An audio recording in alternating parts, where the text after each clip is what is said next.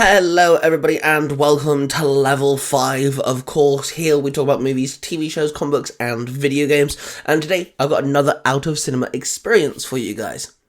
Today we're talking about Mufasa the Lion King. I actually saw it on New Year's Day, but it came out in 2024, so I'm going to class it as a 2024 out of cinema review, and of course, we're going to talk about my thoughts. Well, spoilers of course.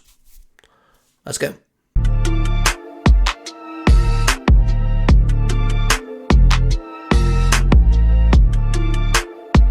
Okay, so when it comes to building up to Mufasa, it was always planned from the get-go since we ever saw the first trailer of Mufasa. Me, personally, I'm a huge fan of The Lion King. It's my favourite Disney film of all time. Personally, I'm not a huge fan of the live-action adaptation. Certain things were hit and miss for me. That's a different video, though. But my fiancé absolutely adores The Lion King and adores Disney as well. So it was a perfect setup.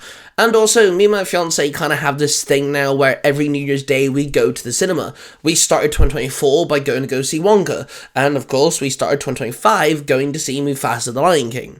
However, this time around, it wasn't just me and my fiancé. We actually got to bring my fiancé's best friend Abby along with us. It was the very first time us three went to the cinema together. Me and James have gone several times. I've been with my parents, and me and Nia and James have gone. But we never actually been able to take Abby anywhere, so that was a nice treat. So, getting to the cinema was a bit of a ball ache because where the cinema is having a bunch of roadworks from where I live to the town. So, it was like, you don't go straight in anymore, you have to go around. So, it's all hectic. But anyway, getting into actually watching Mufasa. For the first time ever, I don't know if I actually really like this film or not. I'm very confused. I'm conflicted, personally. I will give you my hits and miss back and throw here. There's not going to be a good section and then a bad section, because my thoughts just keep spiraling. Personally, I think this is a better film than the live-action adaptation to The Lion King. I actually really like the way everything looks this time round. I know it's the same type of, CGI and stuff, but because they're not exactly meant to look like everybody that we already know, they're meant to look like younger versions. I don't know, I guess I just preferred it that way.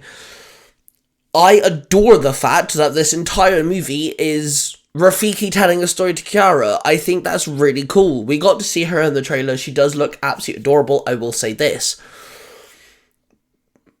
There's moments in this film that I really thoroughly enjoyed.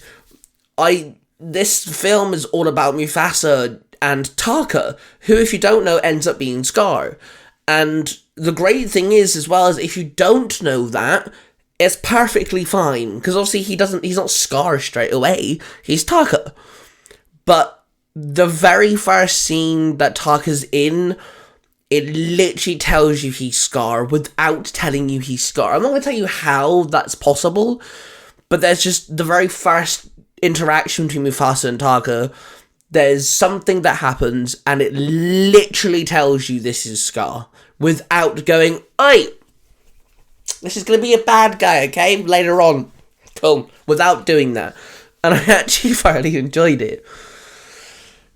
I like this story a bit more than I enjoyed the live-action Lion King, and I do like the fact that this is progressive. They don't stay in one place. They travel. It's an ongoing, storyline. This film feels like it could be broken down into 3 sections. You've got introducing Mufasa and Taka, and then you've got this middle part, which is a bridge. And then the ass end of the movie, the third act of the movie, is kind of building up to Mufasa and Scar, I guess. I feel like the issue with this movie is it feels like the first episode of a TV show. It's kind of odd. It feels like there should be another episode, or It doesn't feel like the first episode of a TV show. Sorry, let me rephrase. It feels like a episode of a TV show. It feels like there should be more context. There should be an after, beginning, a middle. We're missing a couple episodes maybe, I don't know. But it feels like I've only got a portion of something. You could say the next portion is The Lion King. But for this one whole circle of a story, it feels like I'm missing a slice of the pizza. Or a pie, whatever metaphor you want to use. The songs in this film aren't good. I'm sorry, they're not. There's a couple that, piqued my interest, but I don't know what it is. It kind of has the same issue as the Lion King live-action adaptation. They don't sound right. It sounds weird. And it also looks a bit odd watching their attempt at a live-action talkable animal singing. Because they do actually sing, they move their mouths to sing the words. It's a bit weird. There's one or two songs I did enjoy. Sadly, the villain song is actually in the pile of songs I didn't like. Which, by the way, Lion King and villain songs, whew! The two animation films, fuck, they're good. My issue here is, I don't know. With Lion King 1, they had obviously adapted the Lion King animation songs, so I guess I knew the songs. This, I didn't know the songs. Maybe that was the issue. I'm not entirely sure. But the songs just weren't it. There were one or two I did enjoy. I actually thought they were good. But when it comes to Disney, and especially older Disney films, back when they did just straight animation, there wasn't 3D CGI or anything. It was just drawn stuff. Their songs hit and their songs became catchy and people listen to just the songs today. We're in 2025 and I know people that will listen to the songs from Aladdin, Lion King, things like this. There wasn't that many songs in this film that kind of hit the same note, I guess. I do really enjoy the storyline. I like how progressive it is. I don't know, it feels like a video game. That's what it is. It's not an episode of a TV show. It feels like I'm watching the cutscenes to a video game without any of the gaming context. It's really odd. The bad guy. That I will give this movie. The bad guy is one of those characters, I'm bad for the sake of being bad type deals. But he was good. The evil lionesses, though, all their voices sounded like evil women. Like, I'm evil because I can be sort of deal. Like, they sounded like they're trying to be cynical, sly, and evil. It just didn't sound right. None of the normal good lionesses talk like that. Why are the bad guys doing it? They're white lions, which I liked. It made them different from Scar, who wasn't a white lion. And if they ever do adapt number 2, obviously, well, they aren't white either. Makes a difference as well, because obviously white lions are practically died out, in our time now. So making Lion King go back in time to when Mufasa was younger, it kind of makes sense. I also really do like the bad guy. He is really good. I do like it. Zazu is not good. I don't like Zazu. Never have, never will. I like Zazu. I just don't like the way he looks. He looks dumb. There are such a thing as a blue bird. Just saying. But yeah, honestly, I feel conflicted, man. I feel conflicted. I don't know what it is. This film is really good. But I thought I'd like it more, and I'm confused why I don't. I don't know. It's stressing me out. Like, literally, it's now been about 6 hours since I came home. And I'm still trying to wrap my head around it. I'll definitely rewatch this film, 110%. I would love to rewatch this movie. And like I said, I preferred it to the live-action Lion King. It seems like when Disney tried to adapt their movies to live-action, it doesn't hit. But when they try to explain something, give backstory to a character or something in live-action, it works really well. Because my favourite live-action Disney movie, when it comes to their properties, is Cruella de Vil. And I think this is kind of my second. I don't know. this film is good. It's just there's something missing, I guess. Obviously, as we know, it's Rafiki telling a story to Kiara, and this doesn't spoil much, but I do want to mention this. There's moments where it cuts back to them talking. I think that might be one of my issues. It jumps to Kiara multiple times. It kind of broke away from the story, I guess. I guess maybe they wanted to sell Kiara. But I will tell you this, the last 30 seconds of the movie has ruined all hopes for me for a sequel to Lion King. I love Lion King 2. It's actually one of my another one of my favorites. It is the best Disney sequel when it comes to drawn animation movies, like the 90s movies and stuff.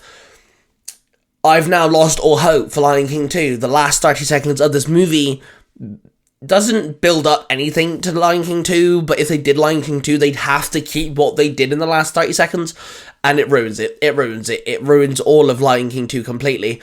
It's kind of dumb. But yeah, honestly, if you enjoy the live-action Lion King, you're gonna enjoy Mufasa. If you like Lion King, I think you're gonna enjoy Mufasa. I actually did enjoy this movie. The fight scenes were a lot better and better handled in this. There wasn't many, but obviously they kind of had to build suspense as a bad guy, etc, etc. But they were actually done really well. The funny thing is, Mufasa doesn't fight that much. He stands his ground. When it comes to Mufasa, obviously this is a film about Mufasa, I do like the way that he was done. Obviously, Taka is in this film. They had to make Scar, which is actually, the core storyline to Lion King, they kept very close to it. I don't know exactly how and how much was adapted, and I don't know how key it is to exact points in the storyline, but I do know the overall arc and how Taka becomes Scar, and they did pretty good, I think. Mufasa, I did enjoy as a character. He's a lot different to Simba. They do make it very noticeable on how Taka could become Scar. Just to let you know, the moment Taka becomes Scar, I think is dumb. When I review this movie and as an actual review, I'll get more into it then. But honestly, Mufasa is a good character, and he's fun, he's interesting, and I kind of like the explanation on why he's good. I like the fact that it's not just a case of, oh yeah, he's the Lion King. Yeah, he's the best. No. There's actually explanation on how he's so good at the things he does. I do like that, and it's not just thrown in your face of, oh yeah, by the way, because of this, is this. They mention it subtly, but it's not huge, and I like it. It's just, oh yeah, by the way, this is what happened to Mufasa. This happened to Mufasa, and by the way, he's this good. I like it. It's like when someone goes through a certain training and now they can breathe underwater longer, or they can withstand pain better or some shit. And then it's just like, oh yeah, I can do this. Like, it's cool. I like it. Overall, this is a good film. It is. But there's something missing and I don't know what it is. Maybe it is because Kiara and Rafika are in it and it cuts back to them too much. Maybe it is because Taka changes to Scar in this film. I don't know, but it's good. I like it, you know what I mean? If I had to rate this out of 10, 6.5 to 7. But yeah, honestly, I'm confused. I'm conflicted. I don't know what's happening with Mufasa, but I enjoyed the film. Nevertheless, it was a fun experience. We got to take Abby to the cinema. That was cool. And of course, my fiance enjoyed it. She's a huge fan of Lion King. Anyway, that's me rambling on about the Mufasa, the Lion King. Let me know when it comes to Mufasa, the Lion King. What was your thoughts? At a similar experience, I want to know your thoughts on this movie. This will be a part of me ranking all the films I saw in 2024 because it came out in 2024. That being said, don't forget to hit the like button, subscribe button, and notification bell. Roar of passion, everybody. I love you all, and I shall see you guys in the next video.